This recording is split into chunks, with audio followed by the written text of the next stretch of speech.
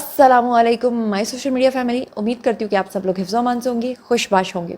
सियासी तज्ज़ियों और तबसरों के साथ आपकी खिदमत में हाजिर हूँ। थंबनेल पे आपने सब कुछ रीड कर लिया होगा, तो चलिए जनाब शुरू करते हैं पहली खबर से। तो जनाब जैसा कि बात हो रही है अली अमीन गंडापुर के इस्तीफ़े से मुतल्लिक, तो अली अमीन गंडापुर का इस्तीफ़ा बहुत अरसे से प्लान हो रहा था, लेकिन अब की बार अली अमीन गंडापुर ने ना सिर्फ अपने पैरों पर कुल्हाड़ी मारी है, बल्कि अपने साथ साथ पूरी तहरीक इंसाफ और ख़ान साहब की भी आज़ादी को उन्होंने और मशकूक बना दिया। उन्होंने ऐसे गंदे और गलीज़ अल्फाज इस्तेमाल किए हैं, ना सिर्फ DGISPR के बारे में, ना सिर्फ फ़ौज के बारे में, ना सिर्फ उन्होंने मरीम नवाज़ के बारे में गलीज़ अल्फाज बोले हैं, ना सिर्फ मौजूदा हुकूमत के बारे में, बल्कि साथ साथ उन्होंने गंदी गलीज़ धमकियाँ भी दी हैं और साथ साथ उन्होंने अफ़गानिस्तान के दहशत गर्दों का दिफा भी किया है। और अब जो है वो अली अमीन गंडापुर की ऐसी बुरी शामत आने वाली है कि अब सिर्फ मामला जो है वो इस्तीफ़े तक नहीं रहने वाला। अब ज़रा मैं चाहती हूँ कि ये जो 8 सितंबर का इन्होंने जलसा किया और उसमें अली अमीन गंडापुर ने जो जो कुछ कहा, उसके पीछे 2 रीज़न्स थी। नंबर 1 तो ये कि अली अमीन गंडापुर के ऊपर पिछले काफ़ी अर्से से एक इल्ज़ाम लग रहा था कि वो इस्टेब्लिशमेंट का टाउट है, जिसमें कोई शक भी नहीं है कि वो शख्स जो है वो रातों को जाकर बड़े बड़े ऑफिसर्स को पैगाम पहुँचाता था कि मैं आपके पैरों में आकर गिड़गिड़ा कर माफ़ी मांगता हूँ, लेकिन मेरी जो है ना बचत नहीं है कि अगर PTI के अंदर इस तरह से बोला ना जाए तो फिर उसकी बचत नहीं होती। इसलिए शायद उसके साथ अभी तक थोड़ी सी नरमी बरती जा रही थी, लेकिन अब की बार तो उन्होंने गलाजत के जो ढेर लगाए हैं अपनी तकरीर के दौरान। जो जो कुछ 8 सितंबर के जलसे के अंदर अजीबो गरीब हुआ है ना, आज के ब्लॉग में मैं आपको वो सब कुछ बताने वाली हूँ। तो ज़रा 1 बाय 1 सुनते जाइए, क्योंकि टाइम कम है और आपको बहुत सी चीज़ें मैंने दिखानी है। तो सबसे पहले ज़रा आप अली अमीन गंडापुर की बड़कें सुने, जिसमें वो ये कह रहा है मरीम नवाज़ के बारे में कि हम जो पख्तून होते हैं, हम बाजा बजाकर किस तरह से आते हैं और किस तरह से उसने ज़ू माइनी अंदाज में मरीम नवाज़ के बारे में गंदी गलीज़ ज़बान इस्तेमाल की। क्या कहा मरीम नवाज़ के बारे में, हैव अ लुक। मरियम, मैं आ रहा हूं।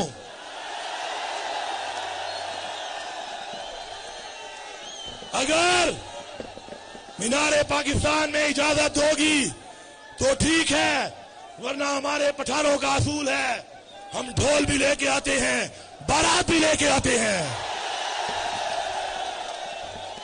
पंगा मत लेना, मैंडेट छोड़ो, पंगा मत लेना। खुदा की कसम पंगा लिया तुम्हारा वो हाल करेंगे कि तुम्हें बांग्लादेश भूल जाएगा, छुपने की जगह नहीं मिलेगी तुम्हें। जी तो जनाब आपने सुना कि मरीम नवाज़ के बारे में क्या कहा। अब कहाँ गया वो इमरान रियाज खान, अब कहाँ गई वो सनम जावेद, वो फलक जावेद, वो गंदी ज़ुबान वाले एंकर्स, कहाँ गया वो मंसूर अली ख़ान, समी इब्राहिम, सदीक जान लल्ली। मेरा इन तमाम लोगों से सवाल है कि जो दूसरों की इज़्ज़त को के बारे में बड़ी बातें करते हैं और इस तरह की हरकतें करते हैं, जब मरीम नवाज़ के बारे में गंदे गलीज़ अल्फाज इस्तेमाल किए जाते हैं तो इन लोगों की माएँ क्यों मर जाती हैं? तब ये क्यों नहीं बोलते कि एक खातून के बारे में इस तरह की नाजेबा ज़बान। और मैं आपको एक बात बताऊं कि अली अमीन गंडापुर की इतनी औकात भी नहीं है कि वो शख्स कभी पंजाब की सरहद के अंदर एंटर भी हो सके, और अगर वो हो गया तो ये जो कुछ वो कह रहा है वो कभी कर नहीं सकता। लेकिन अनफॉर्चुनेटली ये गंदी ज़बान इस्तेमाल करना PTI का वतीरा बनता जा रहा है। आपको याद है कि पहले भी पिछले साल भी इस शख्स ने मरीम नवाज़ के बारे में बड़ी गंदी गलीज़ बातें की, तो इसने कहा था कि मरियम तुमने प्लास्टिक सर्जरी करवाई हुई है, और पता नहीं इसने क्या क्या गंदी बातें की थी ना। ये अपनी जुल्फ़ें देखता है जो आधी हाफ ब्राउन है तो आधी वाइट है, तो बीच में ब्लैक लटें आ रही होती हैं। कभी ये डांस करता है, ये शख्स ये अजीबो गरीब किस्म का शख्स है। मतलब ये शख्स मुझे अब नॉर्मल लगता है, और मेरे ख्याल से अब नॉर्मल लोगों की ही PTI में जगह है, वरना सेंसिबल जो शख्स होता है ना, या सेंसिबल जो उनके फॉलोअर्स होते हैं, वो उससे कारकर्दगी पूछते हैं कि हाँ जी भाई आप KPK के जो वज़ीर आला बने हैं, बताइए कि सूबे को दिवालिया होने से क्या आपने बचा लिया है? आपने अब तक कितने पुल बनाए हैं, कितनी सड़कें बनाई हैं, आपने लोगों की तालीम और तरबियत के लिए क्या काम किया है? आपने वहाँ दरियाओं के बीच में लोग तारें लगा के डोली के ज़रिए एक जगह से दूसरी जगह सफ़र करते हैं, आपने उनके लिए क्या किया है? आपने हेल्थ सेक्टर में क्या किया? लेकिन नहीं, ये बस बकवासियात करो और इस तरह की बातें करके आप दाद वसूल करो। अच्छा, अब आपके सामने इस शख्स के बारे में जो है वो एक और इसकी बात ज़रा मैं चाहती हूँ कि इसने तो नाउज़ुबिल्लाह ख़ुद को पैगंबरों से भी तशबीह दे दी है। और ये चीज़ इसने कहाँ से सीखी है? ये इसने इमरान खान से सीखी है, क्योंकि इमरान खान भी इस तरह की बातें करते रहे हैं, बहुत बार कर चुके हैं, हज़ारों बार कर चुके हैं, हज़ारों उनके क्लिप्स मौजूद हैं। पैगंबरों के बारे में क्या कह रहा है ये भी सुन लीजिए। हर फिरौन के लिए मूसा पैदा होता है, सुन लो, इंशाअल्लाह पूरी कौम मूसा बन के तुम फिरौन का मुकाबला करेगी। جی تو آپ نے سنا. آپ مجھے بتائیں کہ کیا کوئی شخص پیغمبروں جیسا ہو سکتا ہے؟ ہم تو اپنی تشبیہ بھی ان کے ساتھ نہیں دے سکتے، لیکن یہ لوگ عقل سے پیدل لوگ ہیں، اب ان کو ہم کیا کہہ سکتے ہیں. اس کے بعد یہ شخص صرف یہیں تک نہیں رکتا، بلکہ گندگی میں اتنا آگے بڑھ جاتا ہے کہ یہ صحافیوں کو بھی دھمکیاں دیتا ہے، اور یہ خواتین کے بارے میں، جو خواتین صحافی ہیں ان کو کہتا ہے کہ وہ چاہتی ہیں کہ منو نوٹ وخا میرا موڈ بنے. یہ اس طرح کی جگت بازیاں، یقین کریں کہ آپ گندے سے گندے تھیٹر میں بھی جائیں نا، جہاں پر گندی گندی جگتیں لگتی ہوں، وہاں پر بھی اگر پیچھے آڈینس میں خواتین بیٹھی ہوں نا، تو لوگ تھوڑا خیال کر لیتے ہیں، تھوڑی شرم کر لیتے ہیں کہ خواتین بیٹھی ہیں. لیکن یہ وہ لوگ ہیں جو خواتین کے بارے میں بھی گندی غلیظ باتیں کرتے ہیں. اب یہ شخص کیا کہہ رہا ہے صحافیوں کے بارے میں، یہ بھی سن لیجئے. سارے تم جو ہمارے خلاف کمپین چلاتے ہو، تمہارا خیال ہے ہمیں بلیک میل کرو گے. میں لعنت بھیجتا ہوں تمہاری صحافت پہ، ایسی صحافت پہ لعنت بھیجتا ہوں میں. صحافی وہ ہے جو ارشد شریف تھا، جان چلی گئی، نظریہ نہیں بیچا، وہ تھا صحافی. صحافی عمران ریاض ہے، جبر برداشت کیا لیکن نظریہ نہیں چھوڑا. یہ ہے صحافی. یہ کچھ بکاؤ پٹو اور یہ کچھ دوسری جو بیٹھی ہوئی ہیں، یہ جو صحافت کر رہی ہے، میں نے نوٹ بھی کھا میرا موڈ بنے. جی آپ نے سن لیا. اصل میں پی ٹی آئی کا جلسہ ہو اور وہاں پر کوئی گندگی نہ ہو، وہاں پر کوئی گندی بات نہ ہو، یہ ہو نہیں سکتا. ابھی کچھ عرصہ پہلے جو ان کا ایک جلسہ ہوا تھا، وہاں پر باقاعدہ طور پہ خواتین نے وہاں پر کھڑے ہو کر کہا تھا کہ خواتین کو دیکھ کر بھی آپ کو جوش نہیں آ رہا. ذرا یہ کلپ بھی ملاحظہ فرمائیے. مجھے اپنے مرد حضرات کا جوش نظر نہیں آ رہا، آپ کو لیڈیز کو دیکھ کے بھی جوش نہیں آ رہا. جی تو آپ نے سن لیا. اچھا اس کے بعد علی امین گنڈا پور نے جو ہے وہ D G I S P R کو للکارا، اور D G I S P R کے بارے میں فضولیات بکیں، ہرزہ سرائی کی، اور کہا کہ جو آپ کو پتہ ہے کہ D G I S P R نے جتنی بھی پریس بریفنگز اس وقت دی ہیں، اس میں انہوں نے کہا ہے کہ فوج جو وہ نیوٹرل ہو چکی ہے. انہوں نے کہا کہ ہمارا اب سیاست کے اندر کوئی عمل دخل نہیں ہے، اور نہ ہی ہم سیاست کے اندر کوئی عمل دخل کرنا چاہتے ہیں. لیکن اس کے باوجود علی امین گنڈا پور نے D G I S P R کو للکارتے ہوئے یہ کہا کہ سیاست تو اصل میں آپ لوگ کر رہے ہیں، آپ لوگ تو ہمیں سیاست کرنے ہی نہیں دے رہے ہیں. اور جو اس شخص نے D G I S P R کے بارے میں ہرزہ سرائی کی جو بکا ہے، وہ آپ خود سن لیجیے. D G I S P R صاحب، D G I S P R صاحب، منہ زبانی کہنے سے کہ تم سیاست میں حصہ نہیں لیتے، ہم کوئی جانور نہیں ہیں. سیاست تو کر ہی تم رہے ہو،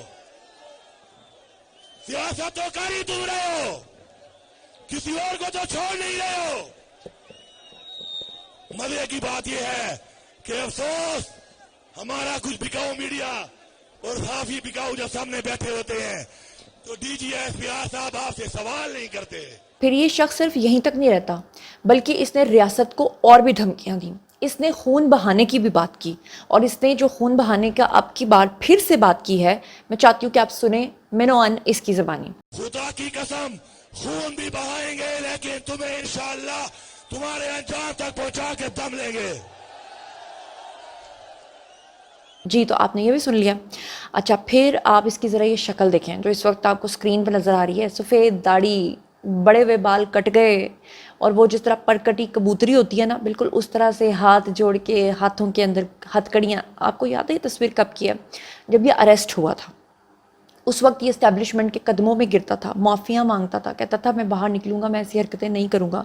لیکن یہ وہ لوگ ہیں جو سمجھ نہیں سکتے، یہ عقل سے پیدل لوگ ہیں، عقل سے آری لوگ ہیں. اور پھر جب یہ جائے گا دوبارہ سے جیل کے اندر، تو پھر اس کی کیا حالت ہونے والی ہے وہ بھی آپ کے سامنے ہے. اچھا پھر اس نے جناب جی تقریر کا یہ ایک حصہ آپ کو سنوانا چاہتی ہوں، جس میں یہ جو بھی بکواس کر رہا ہے اس کے بارے میں پرویز سندھیلا جو ہیں انہوں نے بھی ٹویٹ کیا. انہوں نے کہا کہ کتنی دیر رہے گا آخرکار یہ وزیر اعلیٰ.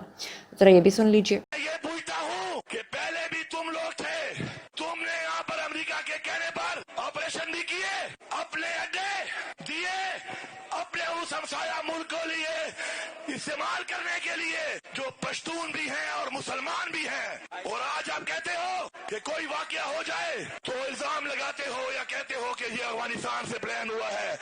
تم نے ان کے بچوں پر گولے برسانے کے لیے اڈے دیے، تم کیا امید کرتے ہو کہ تمہارے لیے وہ پھول بھیجیں گے؟ یہ نہیں، اسی پی ڈی पीडीएम की इन्हीं पार्टियों ने हमारे मुल्क में दहशत गर्दी करवाई और इमरान खान के दौर का रिकॉर्ड उठाओ, दहशत गर्दी खत्म हो गई थी। जैसे ही अमेरिका की साजिश पे इमरान खान को उतारा, आज दोबारा दहशत गर्दी ने जन्म लिया है। जी, आपने ये भी सुन लिया। फिर उसके बाद ये शख्स स्टेज के ऊपर लोगों को धक्के भी देता रहा, और जिस तरह से इसका वहाँ पे झगड़ा हुआ, आप मुझे बताएं कि वो टटपुंजिया नहीं होता, कभी इस तरह का शख्स आपने आज तक किसी मुल्क की, किसी रियासत के, किसी सूबे के अंदर आपने देखा है कि इस तरह का वज़ीर आला हो जो डांस भी एकदम करना शुरू कर दे, जो रियासत को गंदी गंदी गालियाँ दे, जो अपने मुल्क का जो दुश्मन मुल्क है उसके लोगों की हिमायत करना शुरू कर दे। और फिर इसने जो है ना अफ़गानिस्तान के बारे में क्या कहा, इसने कहा कि जी अफ़गानिस्तान के जो लोग हैं वो सही हैं, वो जो दहशतगर्द हैं वो सही हैं, तुम लोग उनके लोगों को मारते हो। इसने क्या कहा ये भी सुन लीजिए। हमसाया मुल्क को लिए इस्तेमाल करने के लिए जो पश्तून भी हैं और मुसलमान भी हैं, और आज आप कहते हो कि कोई वाकया हो जाए तो इल्जाम लगाते हो या कहते हो कि ये अफगानिस्तान से प्लान हुआ है। तुमने उनके बच्चों पर गोले बरसाने के लिए अड्डे दिए, तुम क्या उम्मीद करते हो कि तुम्हारे लिए वो फूल भेजेंगे? ये नहीं, इसी पीडीएम की इन्हीं पार्टियों ने हमारे मुल्क में दहशत गर्दी करवाई। अच्छा, ये तो आपने देखा। इसके बाद आप ज़रा ये देखें कि आपको ये क्लिप भी दिखा दिया आपको कि स्क्रीन के ऊपर कि किस तरह से ये स्टेज के ऊपर लोगों को धक्के भी मारता रहा और ये गंदी गंदी गालियाँ भी देता रहा, ये अफ़गानिस्तान के दहशतगर्दों को भी डिफेंड करता रहा, ये DGISPR को भी ललकारता रहा, इसने मरियम नवाज़ के बारे में गलीज़ ज़बान बकी। और मज़ेदार बात आप ये देखें कि इसने 1122 जो की गाड़ियाँ हैं, जो सरकारी वसाइल हैं, उनको इस्तेमाल किया, उनको लेकर ये जलसा गाह तक पहुँचा, और वो तकरीबन 200 से ज़ायद गाड़ियाँ थी जो ये लेकर गया। सोचें अगर इसके ऊपर सिर्फ इस चीज़ का केस बन जाए तो इसका क्या बने। फिर आप देखें इन लोगों की जाहिलियत का अंदाज़ा आप ये लगाएं कि जब भी तराना पढ़ा जाता है तो उस वक्त आप सबको खड़े होना पड़ता है, और जब तराने के अंदर आखिर में ये पढ़ा जाता है कि साया खुदाए जुल जलाल, तो हमें अपना सर झुकाना होता है। सर इसलिए झुकाना होता है कि साया खुदाए जुल जलाल, यानी कि हमें खुदाए जुल जलाल के आगे अपना सर जो है वो झुकाना है, उसके साए तले हम अपना सर झुकाते हैं। इन लोगों को कुछ पता नहीं है, कख पता नहीं है। आपको पता है कि जलसा शुरू होने से पहले जब कौमी तराना बजाया गया या चलाया गया, इनके लिए बजाया गया बहरहाल, तो वो ज़्यादा इनके लिए सूटेबल वर्ड है, इनमें से कोई उठा ही नहीं। मतलब तराने के लिए उसके एहतराम में खड़ा होना भी इनको किसी ने नहीं सिखाया। फिर उसके बाद आप अंदाज़ा करें कि इनकी रही सही साख जो है वो महमूद अचकज़ई ने पूरी कर दी। महमूद अचकज़ई ने बड़ी कमाल की बात की। उन्होंने स्टेज पर आकर कहा कि ऐसे लोग कभी भी इनकलाब ला ही नहीं सकते, जैसे ही आप स्टेज पर चढ़ते हो वो आपकी जेबें काट लेते हैं, आपकी जेबों से पैसे निकाल लेते हैं। सही कहा महमूद अचकज़ई ने। ये ऐसे घटिया लोग हैं जो अपनी माँओं और बहनों को वहाँ पर एक ख़ास एंटरटेनमेंट के लिए लाते हैं। उनको भी पता है, वरना किसी गैरतमंद इंसान की गैरत गवारा करती है कि इतने बड़े जलसे के अंदर जहाँ पर हर उम्र के आदमी जो हैं वो खड़े हों और उनके बीच में से गुजर के उनकी औरतें जाएँ। ये नहीं समझ में आता, चाहे कितनी भी मेरे ख्याल से कि बोल्ड से बोल्ड खातून होगी ना, वो भी मर्दों में जाने से घबराएगी। अच्छा, फिर उसके बाद कौमी तराने का भी मैंने आपको बता दिया। फिर उसके बाद इन्होंने क्या किया जी कि PTI के कारकुनान ने वहाँ पर पथराव करना शुरू कर दिया और मुतादिद पुलिस का एहलकारों को इन्होंने ज़ख्मी करना शुरू कर दिया। ये खबर भी आप तक पहुँची होगी। फिर उससे भी बढ़कर ये कि आरिफ अलवी समेत और ये सिद्दीक जान लल्ली समेत और इमरान रियाज खान समेत, इन्होंने जब दिन का वक्त था और जब ये लोग जलसे के बारे में लोगों को अपडेट कर रहे थे, तो ये आपको जलसे की तस्वीरें नज़र आ रही होंगी। इन लोगों ने जलसे की जो तस्वीरें लगाई वो 2-2, 3-3 साल पुरानी तस्वीरें थी, क्योंकि इनको पता था कि हमारे लोग वहाँ पर इकट्ठे नहीं हो रहे। तो इन्होंने जितनी भी आपको सोशल मीडिया पर वीडियोज़ दिखाई हैं वो सारी की सारी फेक इस्तेमाल की। लेकिन अच्छी बात यह है कि जो आरिफ अलवी हैं, जो एक्स हमारे सदर हैं जनाब, उन्होंने इसके ऊपर माजरत कर ली कि पहले शेयर कर ली, लोगों तक पहुंच गई, फिर बाद में फ़ाइनली उनको इस चीज़ का इदराक हुआ कि गलत उन्होंने फुटेजेस शेयर किए हैं, तो फिर उन्होंने फ़ाइनली इस चीज़ के ऊपर माफ़ी भी मांग ली। अच्छा, लेकिन इस चीज़ के ऊपर उन्होंने माफ़ी नहीं मांगी कि उनके एहलकारों ने जिस तरह पुलिस एहलकारों को ज़ख्मी किया। फिर उसके बाद PTI के जलसा है उसमें जाने वाली एक गाड़ी जो है उसका टायर भी फट गया और वहाँ पर मुतअद्दिद उनके कारकुनान जो हैं वो भी ज़ख्मी हो गए। फिर इसके अलावा जलसा शुरू होने से पहले भी वहाँ पर जो है वो इस तरह का कोई सामान मिला था जो कि वहाँ पर फट सकता था। मतलब मैं नाम नहीं ले रही क्योंकि फिर वीडियो के अंदर वो सेंसिटिविटी आ जाती है और हमें यूट्यूब के ऊपर वीडियो और कंटेंट बनाते हुए बहुत सी चीज़ों को जो है वो देखना सुनना पड़ता है।